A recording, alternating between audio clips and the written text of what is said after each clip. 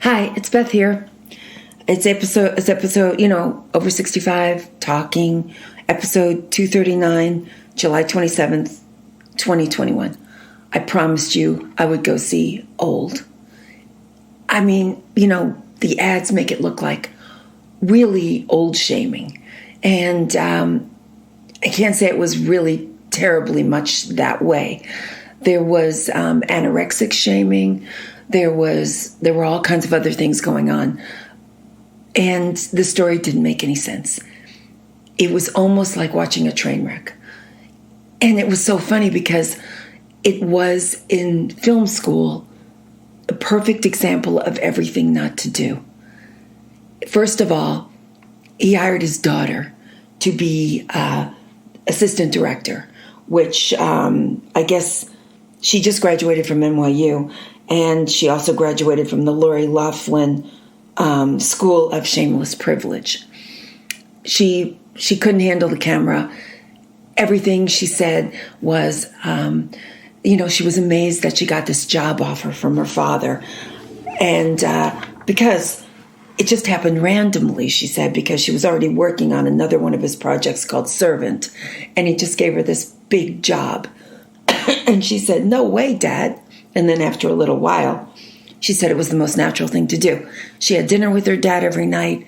I'm sure he couldn't stop her. The cameras, the shots, she tries to create the water, the ocean. She couldn't do it. I mean, she probably can do it in 10 years, but she couldn't do it right away. Okay, that. One of the little girls is a Swinton relative. I'm not saying that's just one little problem that people run into is nepotism. Not the biggest problem in this one. The biggest problem is the script, the concept, and the story do not hold together. And the actual, nobody has any is upset about people dying. Like, bodies are just lining up. They're your relatives. Nobody cares. They get to the beach. There's these wallets. I mean, this sinister group of people don't clean up after themselves. There's a rapper in it who his girlfriend's dead, and he doesn't seem to even want these people to help him look for her. He's got a bloody nose, which doesn't make sense when you think about, I'll tell you, the magnetic field that this place has means that when you have, it's like they cut into this woman, one of the major stars, to get a tumor out, and it closes up right away. I don't know why this guy's nose was running. There were all these inconsistencies going on. And a funny one was the kids are aging. Okay, in a day, you're just, your whole life's over. Okay, speed it up in one day. So this girl, this little tiny girl of the anorexic woman who has a calcium deficiency, her death is the most gruesome of all. She looks great in a bathing suit. I mean, I'm sure everybody hates her. She looks like Barbie, actually. Cuter than Barbie. And, but she's the most horrific death. I'm like, come on. And she has this little tiny girl that's with her. Okay, she starts aging, and she ages with this little boy. They have sex once. There's a Cos bar in the corner. Nobody noticed it before. And they run off for like an hour. Nobody pays any attention. The group is so tight, except for this 1 hour interval where you've aged 10 years. Okay.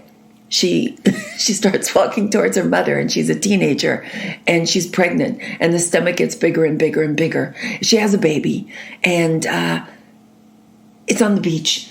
It's the cleanest thing I've ever seen. I mean, really, M. Night Shyamalan should have watched 2 episodes of Call the Midwife, and he wouldn't have done that. The baby dies because it doesn't get enough love. It's there for 1 second. You're just watching a thing like this, one thing right after the other, just coming at you that don't make any sense at all. And then they're trying to explain things, which really makes me know that he was scared, that he knew this wasn't working out. The big reveal, which, I mean, he's done it with Sixth Sense. That was a good one. This time, oh my gosh, the dialogue is so awful. Everybody, and they've got great actors like Rufus Sewell. That guy can act. I felt sorry for everyone on the beach. They did look like, except for the girl in the bikini, like it wasn't a break for them in their career and it was going to sink them, which I think it might, because the big reveal was so stupid. I mean, and the problem solving, the clue in the beginning of the two little boys being friends and having a secret code. Of course, the secret code, the little boy at the end is now a 48-year-old man, finds the secret code, forgot to read it, and it's go into the coral. Now you go into the coral because this is what's actually happening on the beach.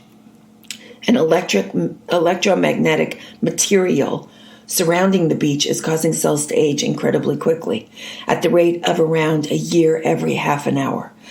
The kids are still growing, so their aging is more obvious than the adults. They have to tell us these things, which I think they thought were clever, which is that your hair doesn't get gray and your fingernails don't grow because they're already dead. I don't think that makes total sense, because I saw this movie, Silence of the Lambs, and there was a character and her hair grew after she was dead. So I'm just not positive that was real. I'm not positive about anything. And you get stuck on these little tiny things. So this is it. So there is a pharmaceutical company. I think that's the only thing we can still hate in America altogether. A pharmaceutical company has this beach, and they sent all these people free invitations to come and visit, and they came. And they get to the beach that day, and everybody's having fun, jet skiing, and all the kids want to do all these things. And they say there's this private beach you can go to with great rock formations. I wouldn't have gone. I don't know why these people flipped out over it. And you get a basket of food, and it's like a macaroni salad in a plastic bag. I would have stayed at the club where the food is great and everybody got to do what they wanted. But anyway, everyone is intrigued. So they go to this beach, and that's where the pharmaceutical company and this guy with binoculars up above, I mean, it's so stupid, get to watch a lifetime of aging. And they've given you a new medication, because this beautiful woman in the beginning of the movie comes out and says to the adults, here are your special drinks that we made for you, because we understand your personality from everything you wrote. And they drink the drinks. Well, in the drinks are the medicines that they want to watch the effect of, and it'll be an entire lifetime of effect. Only one person really gets cured.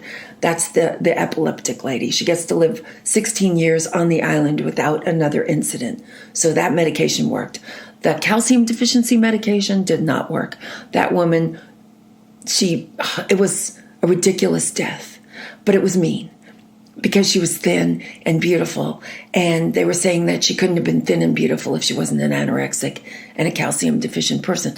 What about really thin people? There actually are 5 of them in America, and I don't think this is fair to them at all. So so then, we solve it. The 2 children are the only ones that are left on this island because they're still aging, and now they're like in their 50s, 55, still looking great, maybe 50. And he figures out the Morse code that the other kid has left, and figures out that they have to go into the coral reefs. Now, they go into the coral reefs because that is a place where the magnetic field can't work its magic. And so they actually get to escape. They get back to the resort. Nobody knows who they are, right? Because everyone thinks they died. They were collateral damage. The kids, nobody's testing them for anything, which is stupid. They should have tested them for, ADD or something. But anyway, they didn't. Obviously, one of the kids was adorable, but a little Aspergery. There must have been a medication they could have tried on that kid. Didn't do it. Big mistake. Could have made some more money. Anyway, this whole pharmaceutical company gets busted. You will not believe this. The way it happens is there's all this garbage and debris from previous people that they had killed because they've been doing this pharmaceutical experimentation for years. Okay, everything is waterlogged, glass is broken and everything, but amazingly, there is this journal, paper, like papyrus paper, like super absorbent paper that hasn't aged or been wet at all. It is perfect. I was shocked myself. That becomes the evidence that this boy, who is now a man, brings to the hotel. And surprisingly, the day before, when he was a little boy, he talked to this person and found out he was a policeman. I mean, if this is supposed to be clever, I could have written it in the 5th grade. But anyway, we're building this thing up. Gives it to the cop. The cop looks at it, goes to a telephone, calls his precinct in Chicago, and they say, indeed, all those people on that list are missing, presumed dead. Boy, we've got them. That's this superb ending of this ridiculous movie. If you like this guy, if you like Sixth Sense, if you liked any of his other stuff, don't see this movie. You'll never be able to go back. It's so horrible. And people are giving it good reviews. I don't understand it. I don't understand anything anymore. But there are no good movies out there. I think people are just desperate. The cinema companies, all these distributors, they're making a big mistake. I am getting sick of going to the movies because they all are terrible. They need to come out with that 007 movie. They need to wow you back into the theater. This is killing me. So don't go. Remain in love with the movie theaters. Good movies will come out soon. This one, I've told you everything you need to know. Don't go. I explained the ending in case you go to a cocktail party sometime and people are talking about it. It's not clever. Everyone can say electromagnetic. It's not that hard. Okay? So stay home. Do some Netflix. Do something. I did see a very cute British thing. I don't know if you'll be able to get it, called Vexed. Vexed. The first season, it's only 3 episodes, but I laughed so hard that my stomach ached. I mean, I haven't laughed like that in years. Nothing's funny anymore. This was really very clever if you can get it. So, I mean, other than that, I'm watching garbage. And probably so are you. So just hold on. Something good will happen, but don't waste your money. I'm not, again, no blue-haired critic would ever say this was a good movie. We've seen too many good movies in our lifetime. Really good movies with really great directors, really great scripts, and really great acting, and really great cinematographers. So just hold on. Things will get better, but don't do this one. I will talk to you later. Stay sane. And I'm not going to do another movie for quite a while. I need a break. Talk to you later. Bye-bye.